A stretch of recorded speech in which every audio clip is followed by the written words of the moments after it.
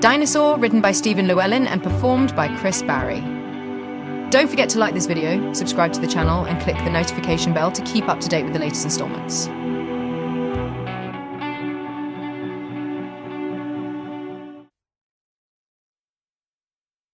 0812 hours, the bridge. With Earth looming closer every hour, Captain Douglas and Lieutenant Singh huddled around the pilot's console, checking systems and planning their eventual descent. Commander Baines entered the bridge looking bleary-eyed.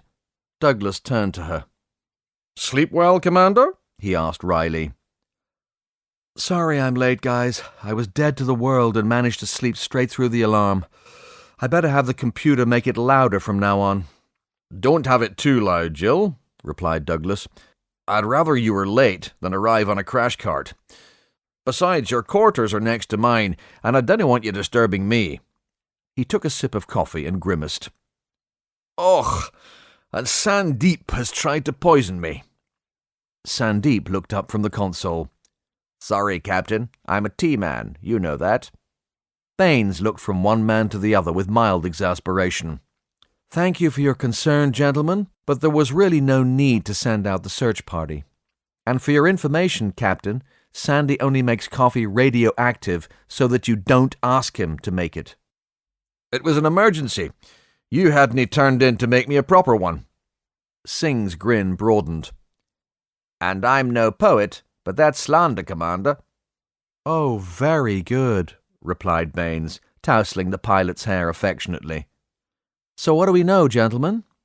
"I know I need another coffee before we have this conversation," Douglas chunted moodily. "That good, eh?" replied Baines. "I'd better put the kettle on. I could use a shot in the arm myself." "You do know that we don't use kettles anymore, right, Commander?" offered Singh helpfully. "Has it been that long since it was your round?" "Ha ha," she replied sarcastically. "My mum was English. You can't break that kind of indoctrination." Once the senior staff had their hands wrapped around a caffeine fix, Douglas stated, "We need to continue our conversation with Hero this morning, but at 0845, I'm joining the lecture in the pod schoolroom with Tim Norris."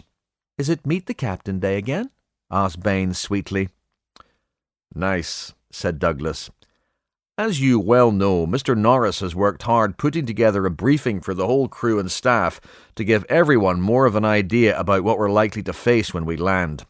Sarah and Satnam have already sat through it and both said it was helpful, if a little worrying.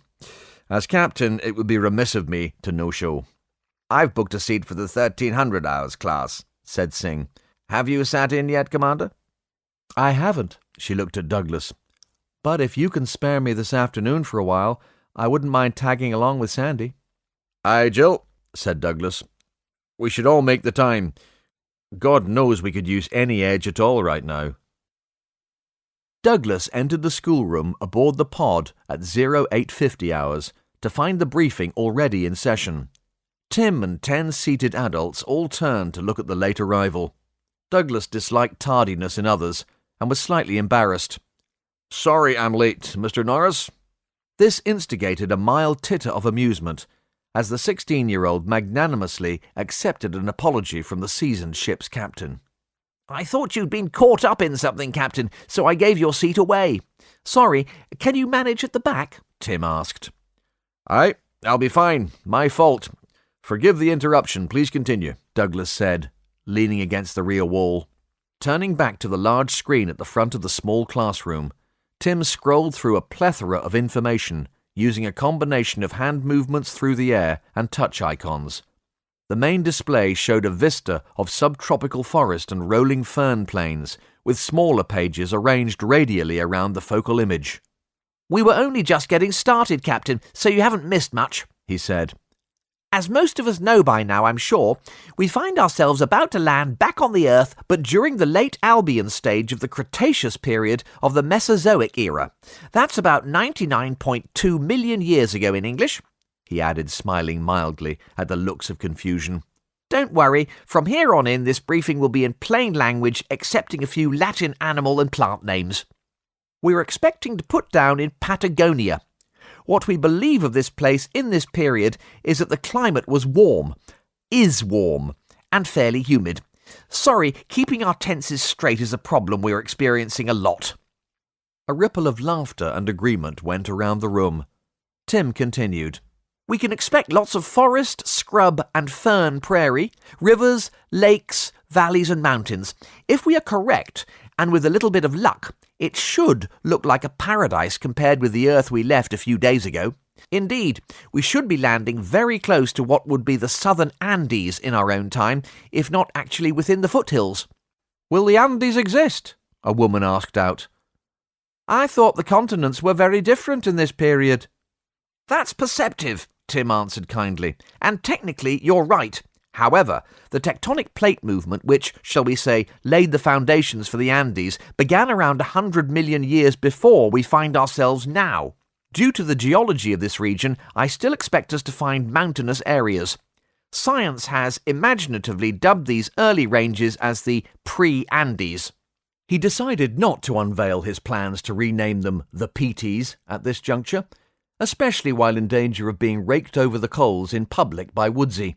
"As we're landing in the Americas, can we call them the New Andes then?" asked Woodsy. Tim sighed. "It begins," he thought. "That would be one school of irony, certainly. However, Old Andes would probably be more accurate." "Olden days?" asked Woodsy, upright and alert in his seat, as if expecting praise. "Oh, God," Tim mumbled under his breath. "So, we expect to land on a vast savanna quite near to an impressive, if as yet unnamed, mountain range." He glared pointedly at Woodsy. "Of course, there will be many differences from the world we're used to, but I'm sure it will be majestic. What we may find a little strange is that there will probably be no grass, not for millions of years in all likelihood." A man at the back of the room put a hand up. "If there's no grass, what do the large herbivores eat?" he asked. "The herbivorous animals, particularly the large herd animals, eat the full range of ground foliage up to, in the case of the very large animals, whatever happens to be growing in the tops of the trees." "Do you mean flying animals?" the man asked again. "Well, not exactly," said Tim. "We'll have those too, but I was referring to animals that can graze 20 metres or more in the air. That's 65 feet if you're from one of the states that still use imperial measurement. Think giraffe, only 80 tons and possibly over 130 feet, 40 metres long." The same man whistled in awe. Tim was finding this to be a common reaction. Everyone had seen movies and documentaries, but there would be nothing abstract about actually standing in the shadow of such a force of nature. The reality of their situation was clearly beginning to dawn on his audience. "We'll come on to the animals in more detail later. The first thing I wish to explain is that we are about to join an ecosystem in which mammals have barely made any impact yet. Our ancestors are, mostly small rodent-like creatures living in holes. They probably Tim sighed, feed on nuts, cones and seeds, maybe worms and small insects as well, as they do today." He stopped again. "As they did last week," he gestured with a hand. "Back in our own time. Or should I say forward?" He laughed ruefully. "I hope this is all making sense." Sympathetic laughter tinkled through the group. The man who asked the previous questions had one more. "So, if most of the plants are not, as far as we know, being consumed by our ancestors, will we be able to consume them?" "Now that is an excellent question," Tim replied, "and unfortunately we've no way of knowing until we get down there to take samples. But you've preempted my next point, which is this. Don't eat anything you find down there until we know what's what." Hank Bernstein Sr. read his family the Riot Act red-faced. There was nothing actually new about this, but for the first time in his life, and within this changed reality, Hank Jr. was just beginning to think, "I don't have to take this crap anymore. So what? He'll cut me off. Cut me off from what? Everything we own is 100 million years from here." He remembered the promise made to himself just before leaving home, that one day he would stand up to his father. His anger simmered just below the surface. This latest tirade was angled at him and Clarissa, Hank's younger sister, especially. "I saw you making eyes at that British kid," Bernstein battered on, staring his own daughter down. You're not getting involved with someone that far down the food chain, Missy. Missy was the nickname that Clarissa's father used. Needless to say, she hated it, and Bernstein knew it.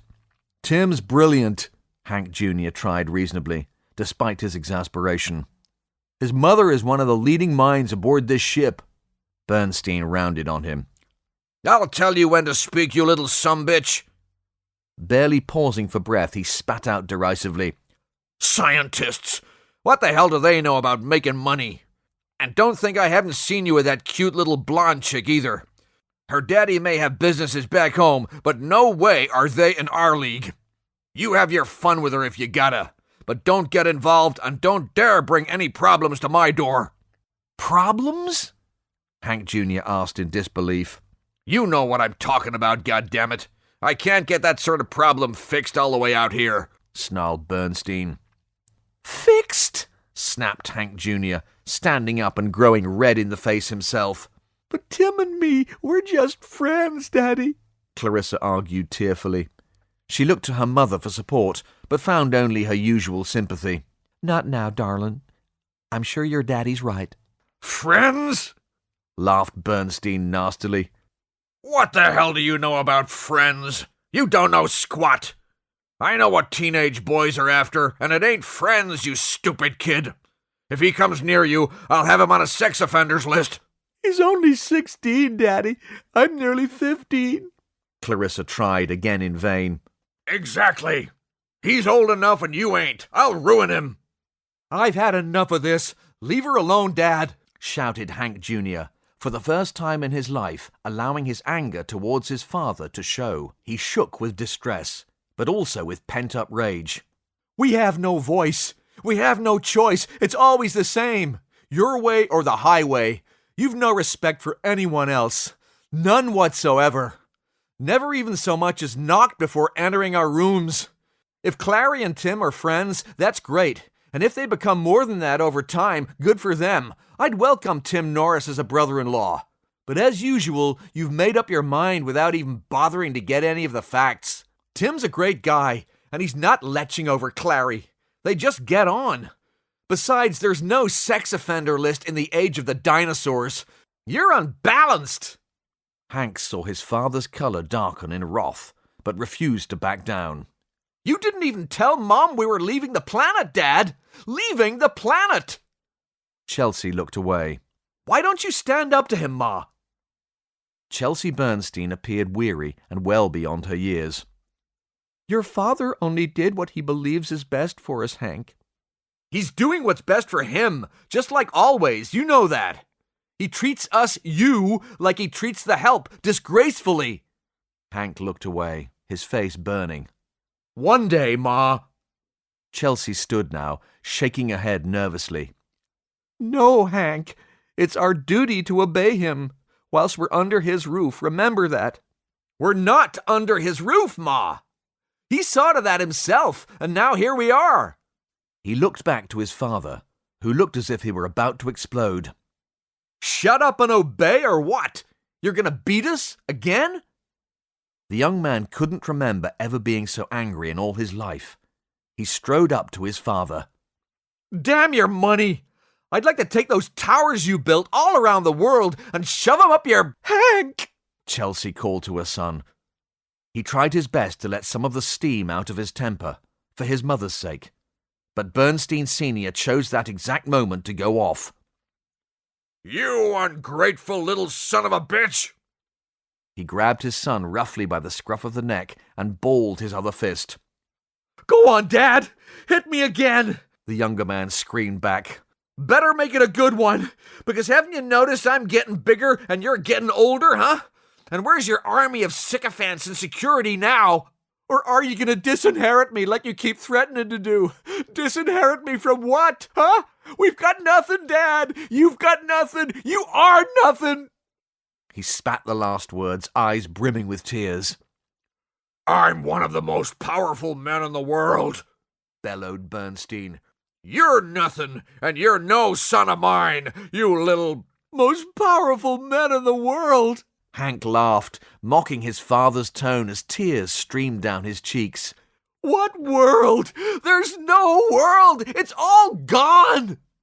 The laughter, crazed though it was, proved to be too much for Bernstein, and he pulled back his fist once more, his face furious. Don't you back-answer me, you little bast! No! Screamed Chelsea, desperately trying to force herself in front of her son. The door chimed and continued insistently, interrupting Bernstein's reprisal. For a moment, the three of them froze as if time had stopped. But outside the door, the universe was still counting, and the chime was soon replaced by loud, repetitive banging. Clary sobbed inconsolably as Hank Jr. wiped his face on his shirt and strode to the door, hitting the open button angrily. He was surprised to see ship security in the doorway. "Bore da, Mr. Bernstein," Private Dowie Jones greeted, lapsing into his native Welsh. He stood with one of the Major's men in his shadow, as it were. Private Jones? Hank Jr. blinked. Good morning. Can I help you? Jones looked behind Hank, observing the two women back on the sofa, both in tears, and Hank Sr. on his feet, looking like he was about to birth a buffalo. "We've had a complaint about a disturbance on this floor. Is everything all right, sir?" A complaint? By whom? Shouted Bernstein. Jones looked at him blankly. "Just a complaint about a disturbance, sir," he answered, tonelessly non-committal. Well, tell whichever busybody it was to mind their own goddamn business. And that goes for you two as well, bellowed Bernstein at the security men. If I was back home, I'd have you busted for intruding on my private apartment, soldier. Jones scrutinized him with little emotion, tilting his head back just slightly. Hank Jr. saw the danger signs. Dad, just cool it, will you? You're going to get us into a whole bunch of trouble. Bernstein grabbed his son's arm and pulled him around with force, throwing him down onto the sofa with his mother and sister. Nobody tells me what to do. You got that? Jones tapped him on the shoulder. "Please calm down, sir," he said. He had a strangely high voice for such a huge man, and his lack of concern coupled with his Welsh accent made the request sound almost comedic.